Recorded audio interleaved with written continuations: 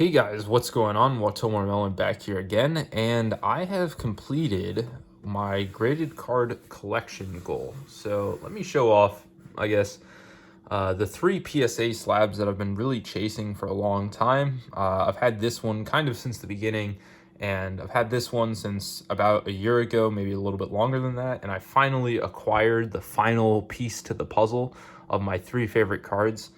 The one thing I will say, I know I'm, not going to be buying any more graded cards. At least I don't anticipate it.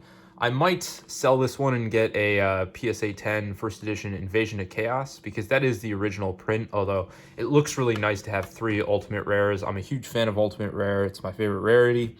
But regardless, I recently picked this one up. Cost me a pretty penny, that much is certain. But it's a beautiful card, and I'm so happy to finally have it. It feels like a weight off my chest, to be honest. But, now that I have these three, I think I really, graded cards are not my thing. I'll be completely honest, and especially recently, I've just been collecting like original print cards, but the unlimited version in a little bit worse condition. And for me, that makes more sense. Like I can get a lot more bang for my buck. I'm not spending hundreds of dollars on a first edition mint copy in, the highest rarity when I can just buy that same highest rarity mod play unlimited and it costs me, 1/10th, 1/20th, maybe 1/50th in some examples of what that, super high rarity, great condition first edition card would cost. And, now that I have these are the cards I've really been chasing in, PSA 10 for a long time now. I don't really feel the need to splurge on authenticators giving grades to cards, despite the fact that they're not collectors of these cards. Like, they don't know a lot about them. Just look at this card. It's not labeled as an ultimate rare, so it's mislabeled. This one is not labeled as first edition, also mislabeled. Two of these three are actually mislabeled, which is kind of funny. But that's just what you get when you buy PSA graded cards. I've never really liked the huge premiums that you have to pay in order to get these things in Gem Mint 10. And so I'm not going to pay them anymore. I think this is kind of it, unless I upgrade this to, Invasion of Chaos Secret Rare. The other thing that I could conceivably buy if I have money laying around is a first edition PSA 10 Ghost Rare Rainbow Dragon. That's one that I also really, really love. But I kind of like having these three. They make a nice set as ultimate rares. I have these nice cases for them that I can, put them. These are just 3D printed, but you can stand them up quite nicely. So I'm happy about that. I'm generally pretty happy with my collection goals. So those are the three PSA cards that I have. And if we move over to the SGC cards that I think I'm going to keep, this one I'm not sure, although this is my first Prismatic Secret Rare 20th Secret Rare card that I ever got. I really like how the SGC slab displays. Personally, I just think it's so much nicer than the PSA slab. I'm not trying to shill or anything here, but man, I just like how it looks a lot better. And, at the end of the day, grading really just comes down to what you think looks better for your own collection, and I'm happier with these slabs than the PSA ones, but I digress. This is a really nice card. This is my first Prismatic Secret. I don't know if I'll sell this. I am thinking about keeping it. I definitely will keep this Tongue Twister, unless I find a copy that's in better condition than this. I love how this card looks. And the Secret Rare just looks so nice on it. It looks great in the SGC slab. And then I have two Prismatic Secrets. Got Honest. This one I definitely will not be selling. It's a beautiful card. Huge fan of how it looks. I just love these Prismatic Secret Rares, especially the reprint ones that come from JPS as their set code, JPS01. From the different sets. Those are really, really nice and very hard to get. They're 1 in every 72 +1 bonus packs, which only come in essentially the first edition printing in Japanese. So these are pretty limited. And then finally, we have another JPS01 out of Blazing Vortex. This is the Armed Dragon level 10. Looks incredible. Actually, I think I have an Armed Dragon level 10 Ultimate Rare from one of the recent OTS packs in English. Yeah, I do. So you can compare the two of them. I love Ultimate Rares. I don't know. I think the prismatic secret, specifically, maybe if this was a Euro print, it'd look better, but actually it doesn't look too bad. They both look really, really nice. Regardless, awesome cards. So these are the ones that I'm thinking I will keep. And then I have a bunch that, if you guys are interested in picking up, let me know. I have a lot of them listed on eBay, but obviously if you buy them through Instagram, I'm willing to sell them for cheaper. First up, we have an Ultimate Rare Karaz. This is a Euro print, hence the insane foiling on this thing. Looks really, really nice. So this is PSA 10. We have a Zaborg First Edition PSA 10. Another beautiful card. Then we have a Grand Mark. This is Population 2, PSA 10 Ultimate Rare, First Edition. I was going to try to collect all the Monarchs in PSA 10, which Rise is the only one that doesn't have any PSA 10s at the current moment.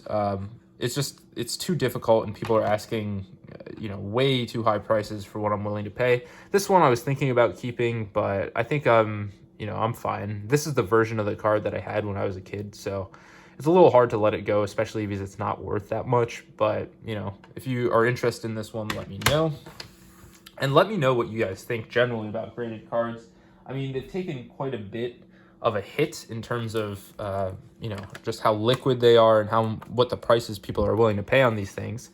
But, I think there's still a healthy number of people still looking for graded cards. It's just, for me, I can get so much more just buying raw cards in not great condition. To each their own, as I said before. Here is a Majestic Red Dragon Japanese, SGC 10.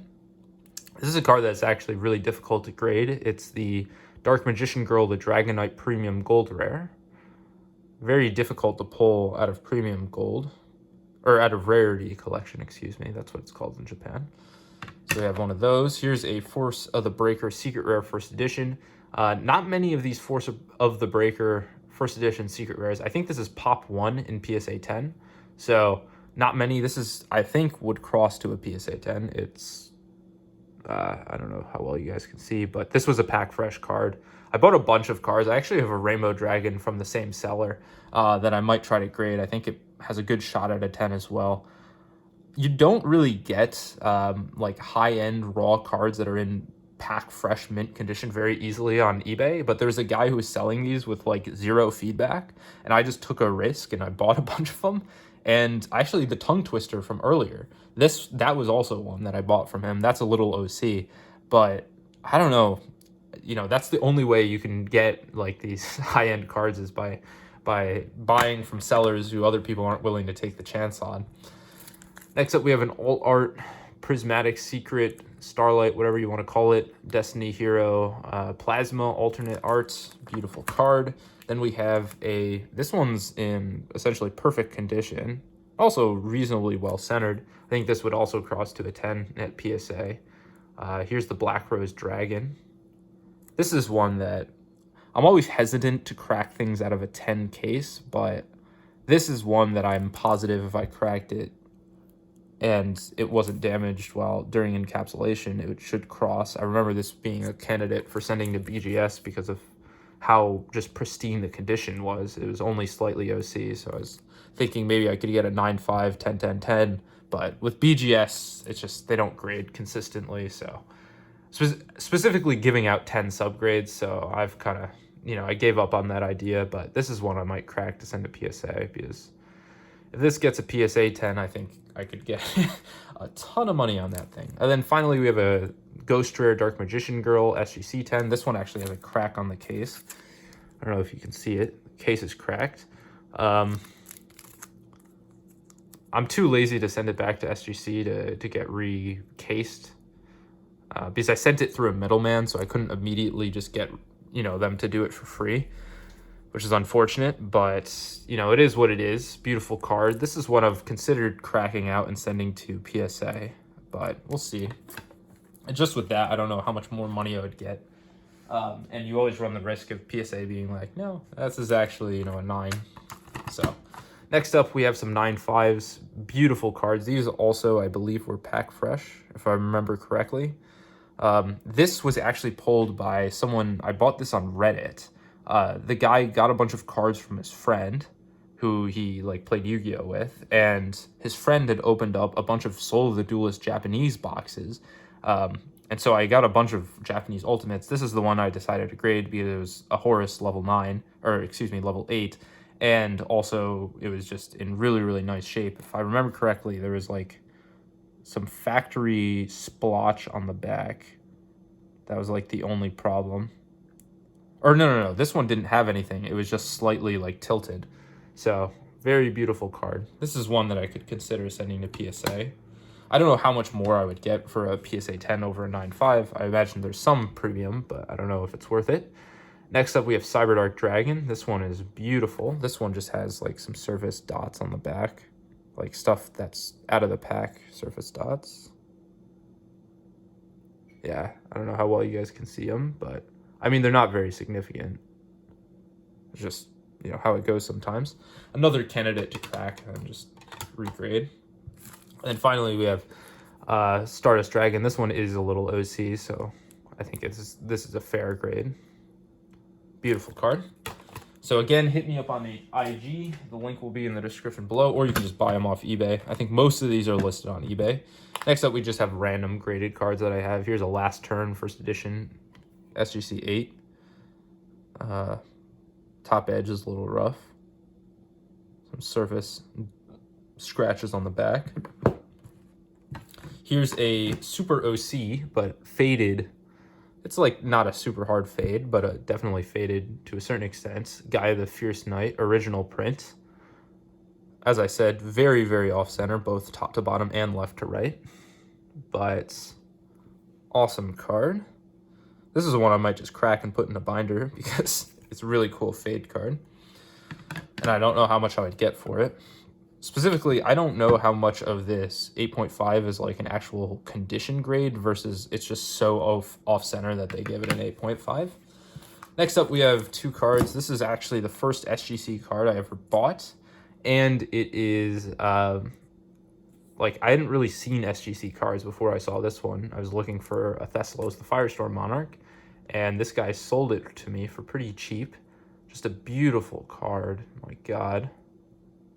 In 8.5. And then we have a Mobius Grad 7 that I got in a purchase. It was just kind of a throw-in.